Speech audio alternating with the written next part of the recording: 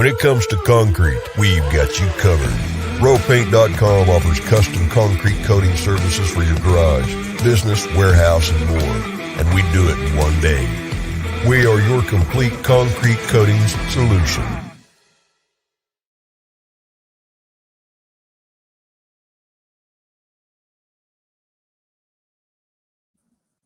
Yes, greetings. Good afternoon. Yes, it's afternoon back in Boise. BJ Rains with the Idaho Press with you. Bob Behler, voice of the Broncos.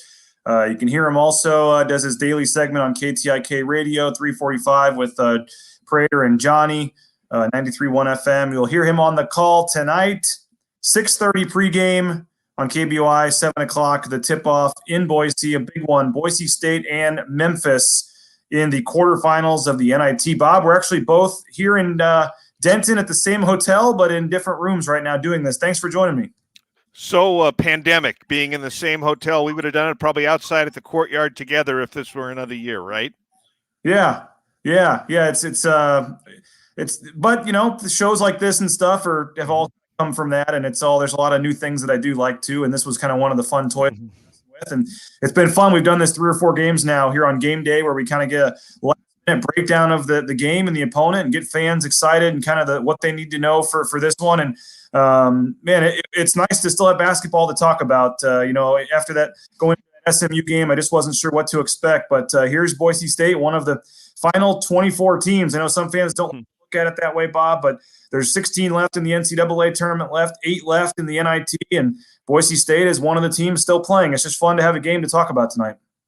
Well, and again, this is a good basketball team. There are a lot of good teams left in the NIT, and it wouldn't surprise me if really any one of the 8 that are left in the NIT end up winning it. I think it's going to come down to, who plays their game in the matchup tonight and in the matchup in the other 3 quarterfinals. Abe Jackson and I, leading into the NIT, talked last week about what we thought it would take to win the tournament for any of the teams.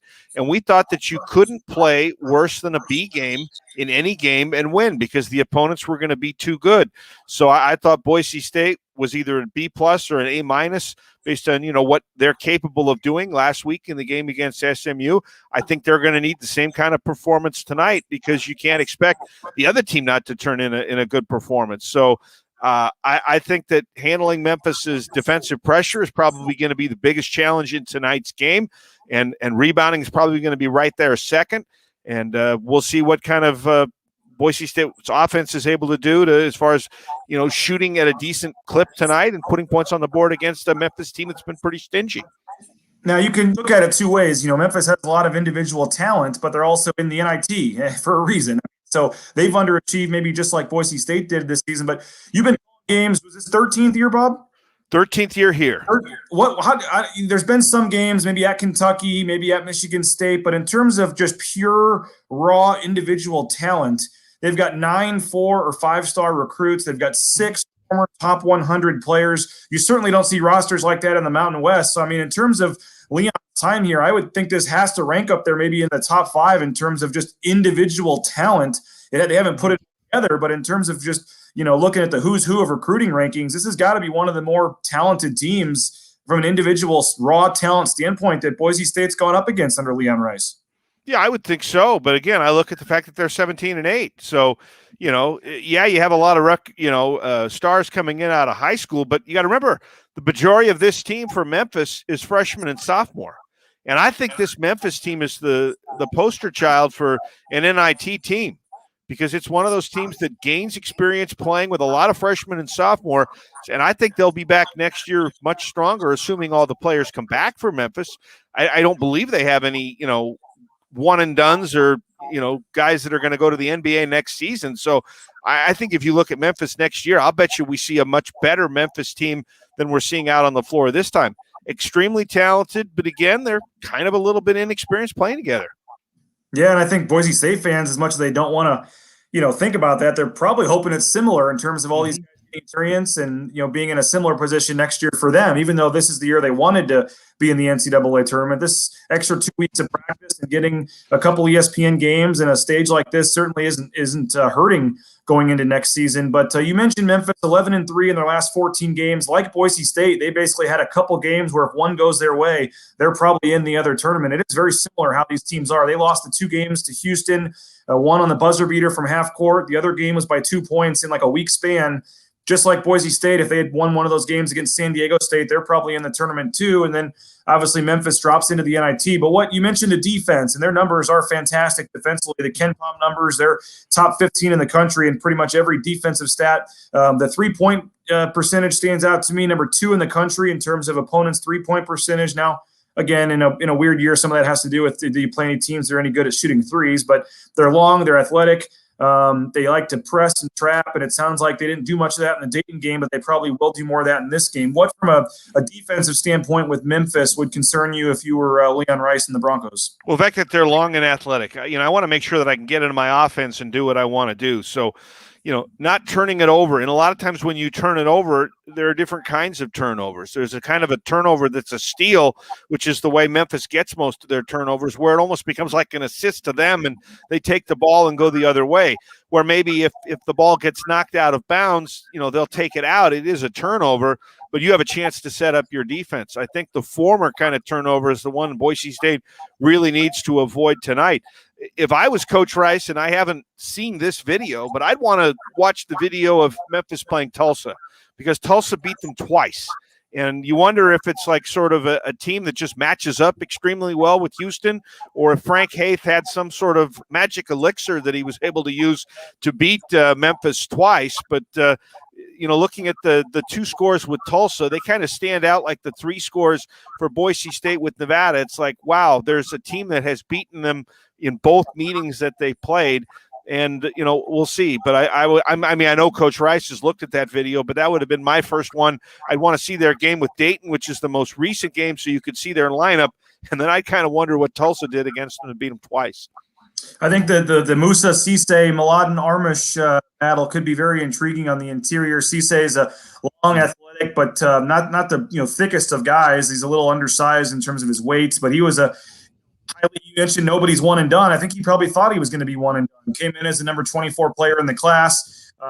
He's gotten a little better of late, but he's still only averaging like 7 points, 6 rebounds or something. He's not exactly lighting it up. They've got DJ Jeffries as well, who was the number 25 overall player in last year's class. So 2 5-star guys that are in there, and a host of other guys as well, whether it be Boogie Ellis or Lester Quiones, Landers Nolly. I mean, I'm a guy that follows recruiting pretty closely, and this is just crazy to see all these guys on the same team. But and the crazy part is maybe their best player, at least the guy playing the best for him, is none of those guys. DeAndre Williams, a transfer from Evansville, came in midway through the season, and talking to some of the beat writers is kind of the glue and the guy that kind of keeps them together and has played very well.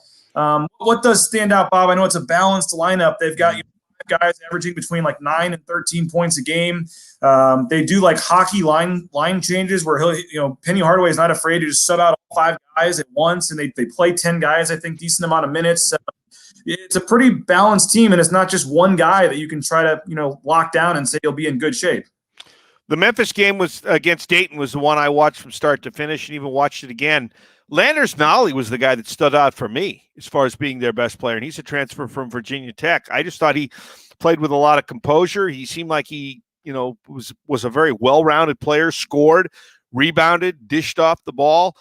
I look at this Memphis team, and this is going to sound weird based on all the stars you're talking about recruiting-wise, but I think this is an ensemble group. I don't think there's one guy, at least my watching, that really sticks out head and shoulders above everybody else. I think it's a team that's pretty balanced. That the scoring is pretty even.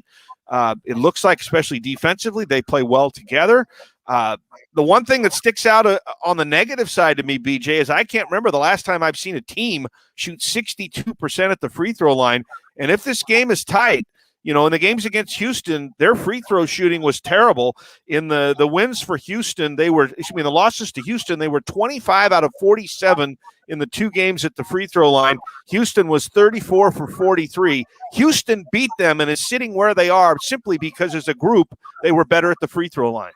Yeah, it's crazy. And Cisse, the big man in the middle, he's at like 33%, I believe it is. And got these other guys, Jeffrey 55%, Ellis 62%, Keona 66, Williams 69. Dandridge off the bench, the backup to Cisse is only 36%.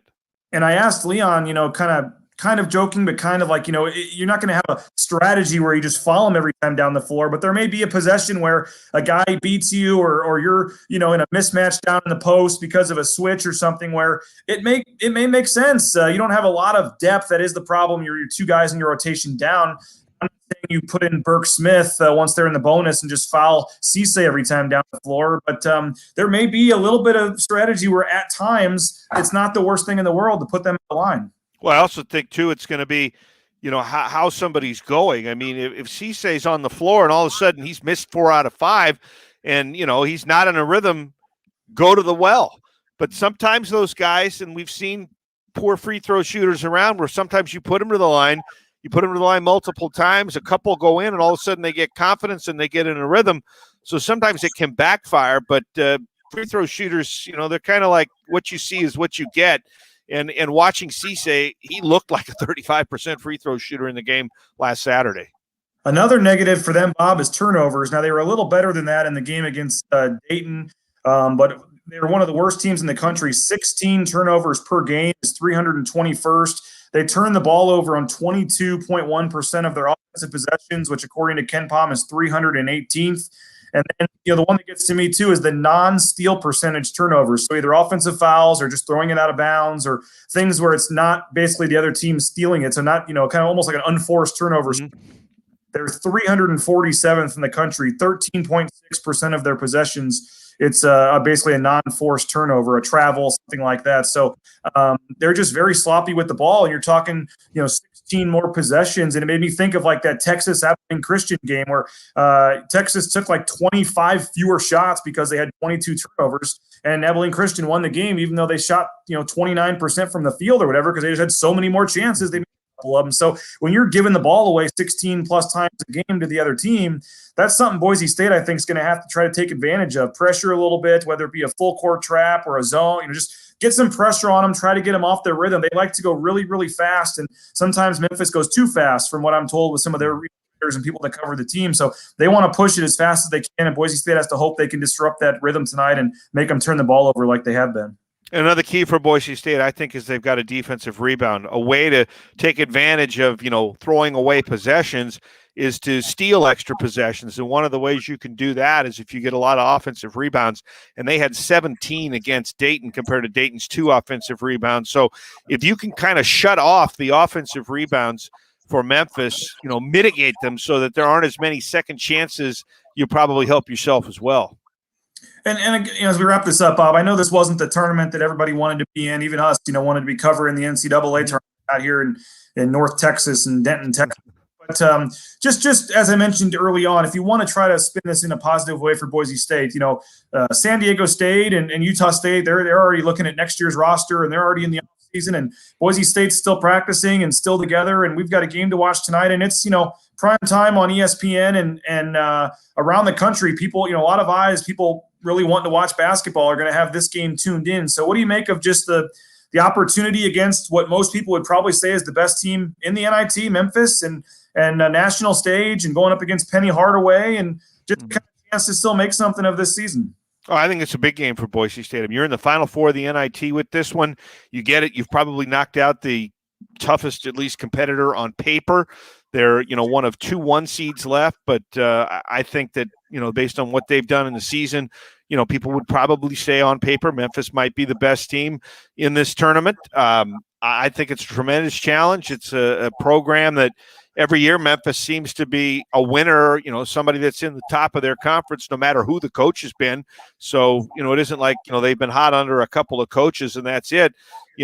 Ever since I can remember watching college basketball, I remember seeing Memphis lose to UCLA in a championship game in the early 70s as a kid. So this is a team that, I'll bet you have a handful at most losing records for Memphis basketball in the last 40, 45, 50 years. So yes, I think it would be a big win for Boise State if they get it done, and it would guarantee them playing in the Final Four, actually getting 2 more games the rest of the season. And I think they need to make this game tonight about skill. I think they need to take care of the ball. I think they need to make their shots. I think they need to play smart, and I think this game is winnable tonight.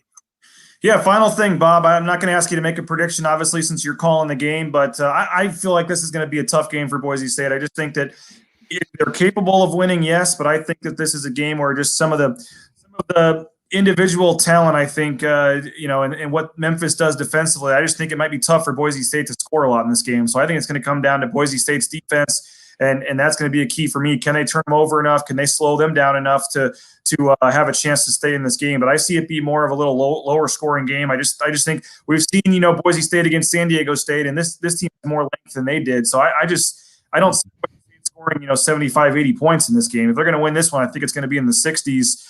What's without giving a prediction, I guess, how do you kind of see this playing out, the style, and what are your final things that Boise State needs to do to pull out the victory? Well, I think they need to cut the turnovers down. I think if they're up around Memphis's average of 16 turnovers a game, it's going to be tough. I think they're going to have to, keep the offensive rebounds down. They can't give up 17 like Dayton did. I'd feel a lot better about the rebounding if Kejab were able to play. And I think they're going to have to shoot better than, Memphis only gives up 39% shooting. I think they're going to have to be in the mid-40s to win tonight. All things I think they can do, but like you said, BJ, I think it's going to be a challenge. But to me, when you think about wins of teams you've covered over the years, the ones I remember most are the ones that, they were facing bigger challenges. So I think this tonight would be a tremendous victory if they can get it done, and they'll need to play well to do it. And like you said, there's a third place game this year. So if they do win today, they're guaranteed a game Saturday in the semifinals, which are noon and 3, I believe, and then Central Time. So 11 and 2 back in Boise on Saturday. Championship would be 11. Is that right, or 10 a.m.? It's noon Eastern. No, it's noon Eastern. It's noon Eastern. So it'd be 10 a.m. Yes, 10 a.m. 11 a.m. Yeah, 10 a.m. championship Sunday, 11 a.m. here in Texas. Bob, 6:30, right? KBOI, the pregame show, and you've given us the trick every time. You just get the stream going, you pause your DVR, and then when the ball's tipped up, you hit play, and they can listen to Bob and Abe and watch it on ESPN, and it should be a lot of fun. Looking forward to it. Thank you for your time, Bob, and we'll see you over at the arena. Great. Thank you, BJ. There he is, Bob Behler, voice of the Broncos. Appreciate his time, as always, for joining me. And a big one tonight, as I said, for Boise State. And the Idaho Press is here in Dallas to cover. We'll be back in a couple hours, actually, at 3 o'clock Mountain Time. Danielle Lerner covers Memphis for the Daily Memphian paper there. She's the beat writer. She's going to join me for one of these chats, again, 3 o'clock on the social media channels. If you missed any of this, as soon as it's done, it will replay.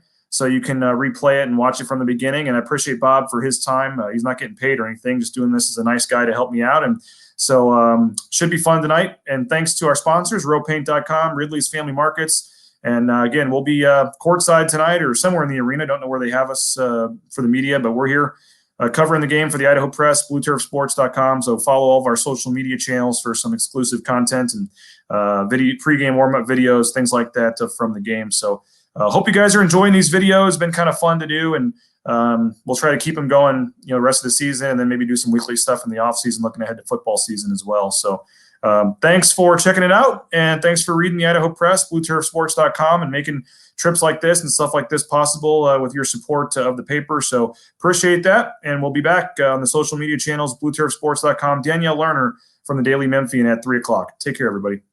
Our mission is to bring joy to our customers by giving them something money can't buy, a stress-free experience, and the satisfaction of a job well done.